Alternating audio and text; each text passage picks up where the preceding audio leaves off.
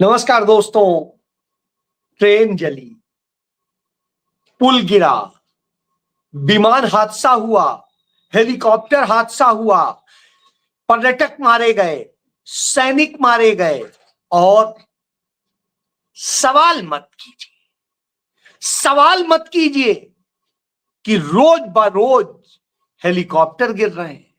सवाल न कीजिए कि विमानों में रोज बरोज इमरजेंसी लैंडिंग करनी पड़ रही है।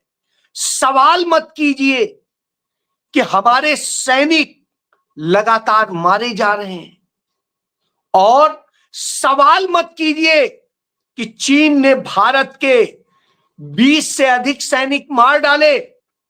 प्रधानमंत्री चीन का चा क्यों नहीं बोलते हैं? उसे जवाब क्यों नहीं देते हैं? लाल आंखी क्यों नहीं दिखाते हैं? सवाल मत कीजिए कि जिन आतंकियों ने हमारे निर्दोष नागरिकों को मार डाला, उनके खिलाफ एक्शन कब होगा? वो गिरफ्तार कब होंगे? कब वो मारे जाएंगे? नहीं, सवाल मत कीजिए। और सवाल करेंगे तो आप देशद्रोही हैं, सवाल करेंगे तो और बहुत कुछ। पुणे में कल्याणी नदी पर बना एक पुल जर्जर हालत में टूट गया। मरम्मत सरकार नहीं करा पा रही थी। वो 70 साल में बना के खड़ा करते थे, आप मरम्मत नहीं करा पा रहे। और वो विमान खरीद के दे के गए थे, आप उसको टेक केयर नहीं कर पा रहे। आपका डीजीसीए सिर्फ कागजी बन के रह गया है। न हेलीकॉप्टर कंपनियां उसका पालन कर रही हैं, न विमानन कंपनियां, और लोग मर रहे हैं। भ्रष्ट रेलवे के अफसर पैसा खा रहे हैं। ट्रेनों में आग लग रही है, ट्रेनें पटरियों से उतर रही हैं, ट्रेनें दुर्घटनाग्रस्त हो रही हैं, तमाम लोग मौत के मुंह में जा रहे हैं, कोई पूछने वाला नहीं। हालत तो यह है कि मुंबई में सिर्फ नरेंद्र मोदी के 11 साल में मुंबई में चलने वाली लोकल ट्रेन और दूसरी ट्रेन के जो हादसे हुए, उनमें गिरकर और दूसरी तरीके से 3000 लोग मर गए। करीब 3000 लोग मर चुके हैं और 3000 से अधिक लोग घायल हो चुके हैं। लेकिन साहब, हादसे रुकने का नाम नहीं। और जब इस तरह की घटनाएं हो रही हो, सॉरी मैंने 3000 का, 30,000 लोग मौत के मुंह में जा चुके हैं और उससे ज्यादा हादसे हो चुके। आप इन संख्या को गिनते रह जाएंगे और आप सवाल करेंगे तो आपको कहा जाएगा आप नकारात्मकता फैला रहे, आप पे हमले होने लगेंगे, आपको बताया जाएगा। लेकिन अगली ट्रेन फिर दुर्घटनाग्रस्त हो जाएगी, अगला पुल गिर जाएगा और अगला विमान हादसा हो जाएगा। जब मैं आपसे बात कर रहा हूं, लखनऊ में, लखनऊ एयरपोर्ट पर एक विमान हादसे का शिकार होते होते बचा, उससे चिंगारियां निकलने लगी। सब, किसी को कोई मतलब नहीं है। क्या करना है? अपनी जेब भर रही है। सिविल एविएशन का काम करने वाली विमानन कंपनियों के जेब भर रही है, पूंजीपति कारपोरेट कमा रहे हैं। मरने दीजिए, इस देश की जनता का क्या है? वो मरने के ही लिए बनी है शायद। पाकिस्तान के साथ हमारा कन्फ्लिक्ट हुआ और कन्फ्लिक्ट का कारण क्या था? पहलगाम में हमारे 28 लोग मार डाले गए, निर्दोष लोग मार डाले गए। हम क्या कर सके? हमने कहा हम ये कर देंगे, हम पाकिस्तान में घुस के मारेंगे, हम ये करेंगे। और जब मौका आया तो वो 4 आतंकवादी जिनकी फोटो दिखाते रहे, वो न पकड़ पाए न मार पाए, वो उनको जमीन खा गई, आसमान निकल गया, पता नहीं। लेकिन शोर बड़ा मचा, राष्ट्रवाद, ये पाकिस्तान को हम ये कर देंगे, पाकिस्तान को वो कर देंगे, पीओके को अपने में मिला लेंगे और न जाने क्या क्या। और जब मौका आया तो नरेंद्र मोदी की हवा टाइट हो गई। ट्रंप ने एक ट्वीट किया, नरेंद्र मोदी फुस, जैसे पटाखा होता है ना, फुस कर जाता है, वैसे नरेंद्र मोदी फुस। और नरेंद्र मोदी फुस हुए और पाकिस्तान धमका रहा है। पाकिस्तान कह रहा है भारत को हमने ये कर दिया, भारत को वो कर दिया। यहां नरेंद्र मोदी रैली निकाल के, रोड शो निकाल के ड्रामे कर रहे हैं और साहब पाकिस्तान के आगे बोलने की हिम्मत नहीं है। अमेरिका का राष्ट्रपति कितने बार ट्रंप भारत को के प्रधानमंत्री को बेइज्जत कर चुका, लेकिन जवाब देने का, ट्वीट भी कर पाने की हिम्मत नहीं है। कल्पना करिए, उधर ईरान और इजराइल का सच में युद्ध शुरू हो गया। दोनों एक दूसरे के ऊपर अटैक कर रहे हैं। रोजाना दर्जनों लोग, सैकड़ों लोग मारे जा रहे हैं। अमेरिका ने कहा ये शांति से निपटा लेते हैं, शांत हो जाइए, लड़ाई मत करिए। ईरान ने क्या कहा, ये उपदेश अपने पास रखिए, अब लड़ाई छिड़ चुकी है तो फैसला भी एयरफील्ड में ही होगा, बैटलफील्ड में ही होगा। अब आप सोचिए, युद्ध के मैदान में फैसला होगा, यह घोषणा करता है। और वह तेल अवीव पर, यानी इजराइल पर इतना कड़ा हमला करता है कि पूरा तबाह हो जाता है, तबाही मच जाती है। इजराइल जो रोज बड़े बड़ी बातें कर रहा था, आज घबराया घूम रहा है। और आप सोचिए, दुनिया के 10 परमाणु संपन्न देश हैं। भारत बहुत पहले परमाणु संपन्न हो गया था। श्रीमती इंदिरा गांधी ने 1974 में परमाणु संपन्न बना दिया था, लेकिन 1998 में पाकिस्तान भी हो गया था, अटल बिहारी वाजपेयी की कृपा से। तो यानी बाकी जो भी और 8 देश हैं, उनमें इजराइल भी है।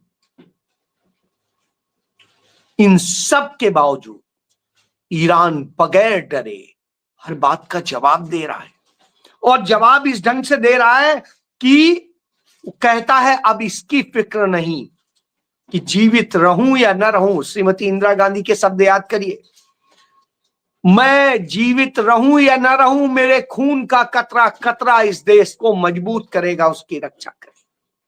और आज भी कर रहा है, वही स्थिति है। लेकिन भारत का प्रधानमंत्री क्या कर रहा है, वो इस पर बात नहीं कर रहा है कि पुणे में रेल हादसा भी हो गया, ट्रेन में आग लग गई। साहब कोई फिक्र नहीं है। कल्याणी नदी में पुल टूट गया, 20 से अधिक लोग मर गए, कोई फिक्र नहीं है।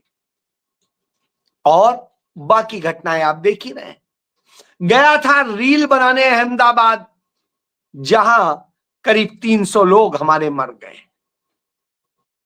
अब आप सोचिए, जहां इतनी बड़ी मातम की स्थिति हो, वहां रील बनवा रहा था, ड्रामे दिखा रहा था।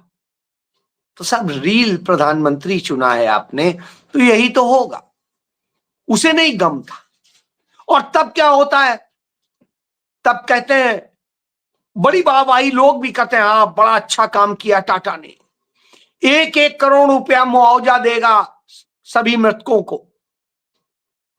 साहब उन्हें नियम ही नहीं पता है शायद।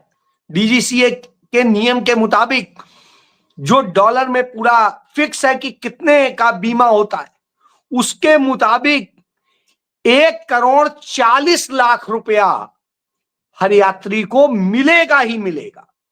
उसके ऊपर जो विमानन कंपनी की गलतियां पाई जाएंगी, वो आगे और आगे डिसाइड होगा। यानी मिनिमम 1,40 मिलेगा, यहां 1 करोड़ की बात कर रहे हैं और आप वाहवाही कर रहे हैं। यही तो चल रहा है। हाँ नरेंद्र मोदी जी ने ये कर दिया, नरेंद्र मोदी ने बचा लिया, नरेंद्र मोदी ना होते तो कोरोना में मर जाते, नरेंद्र मोदी ना होते तो हम युद्ध में मर जाते, और न जाने क्या क्या। लेकिन वास्तविकता ये है कि नरेंद्र मोदी ने ही आपको नरक में ढकेल दिया है। इसका उदाहरण याद देख लीजिए।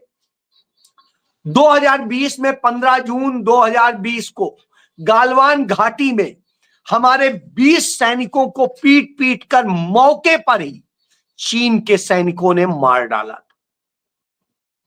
एक घायल हुआ था जो बाद में मर गया। और इतने जो हमारे ये सैनिक शहीद हुए अपने कर्तव्य के लिए गए थे, उनको याद करने की, उनको कहीं पे उनके प्रति संवेदना व्यक्त करने की कोई टाइम नहीं है नरेंद्र मोदी के पास।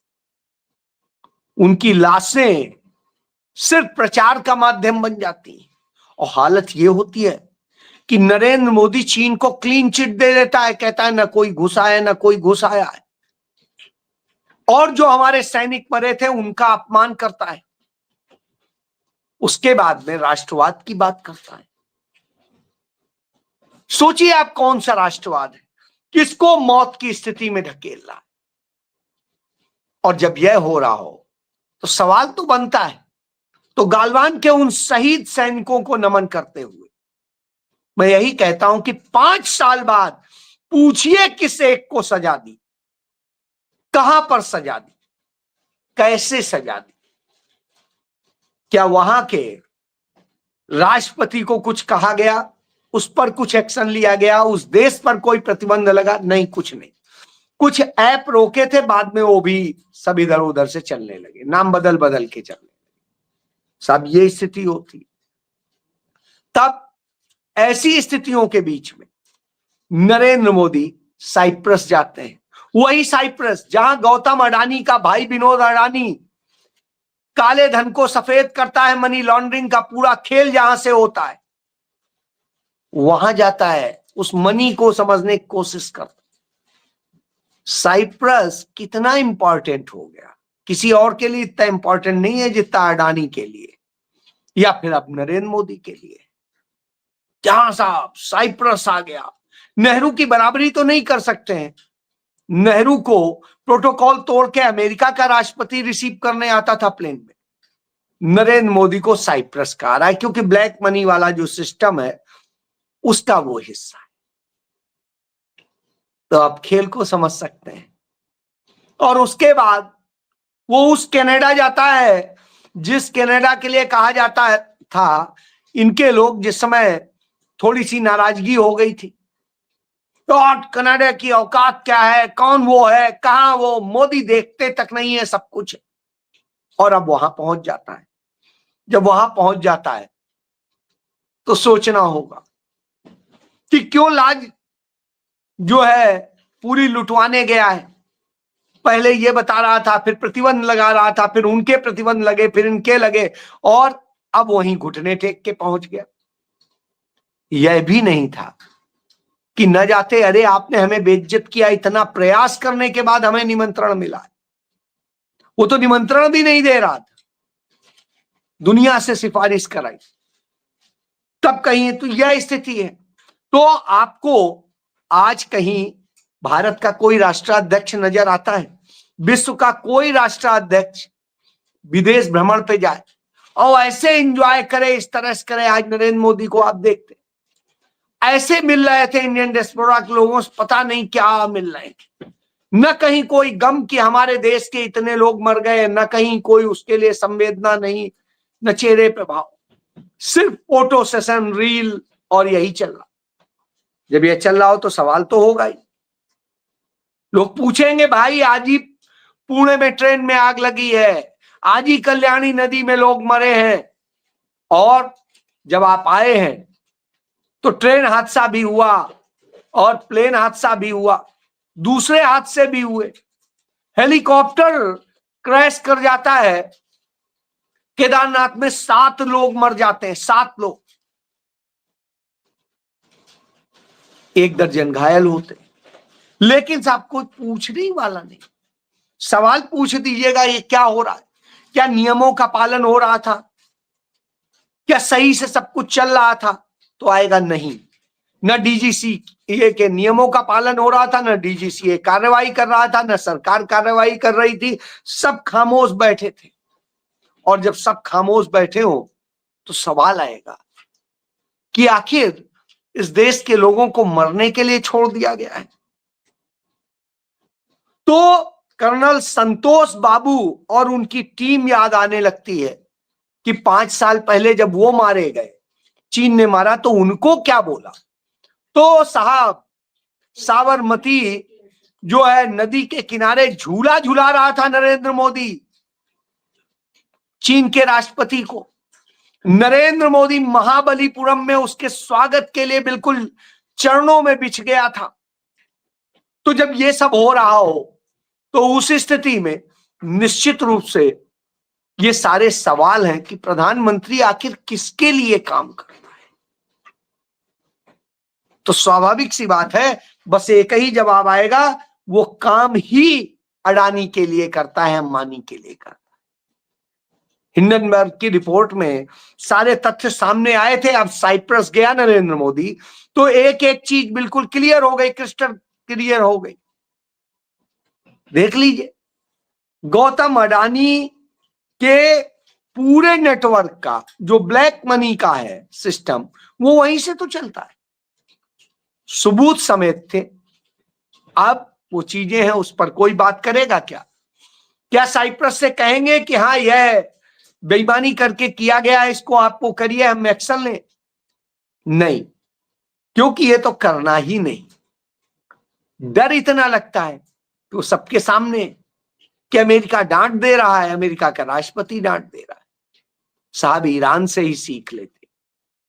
ईरान ने संदेश दे दिया कि हमारे लिए मौत बड़ी चीज नहीं है, हमें यह डर नहीं है, हम पहली बात लड़ना नहीं चाहते हैं, और जब लड़ने की नौबत आएगी तो पीछे नहीं हटेंगे, सरेंडर नहीं करेंगे। लेकिन हमारे देश में सरेंडर मोदी है, और जब सरेंडर मोदी हो तो वो भ्रष्टाचार के आगे भी सरेंडर है, वो दुर्घटनाओं के आगे भी सरेंडर है, वो हत्याओं के आगे भी सरेंडर है, वो रेप के आगे भी सरेंडर है, और विदेशी ताकतों के तो है ही, पूंजीपतियों के आगे वो बिछ जाता है।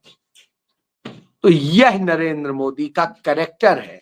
तो हमने ऐसा प्रधानमंत्री चुना।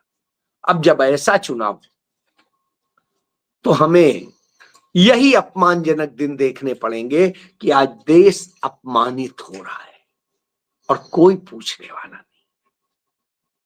जब नेता प्रतिपक्ष राहुल गांधी और मल्लिकार्जुन खड़गे इस पर सवाल उठाते हैं, जो कांग्रेस पार्टी के अध्यक्ष हैं, तो परेशानी हो जाती है। जो लोग पत्रकार या दूसरे लोग सवाल करते हैं तो गद्दार हो जाते हैं, राष्ट्रद्रोही हो जाते हैं। इस सच को जान लीजिए। जय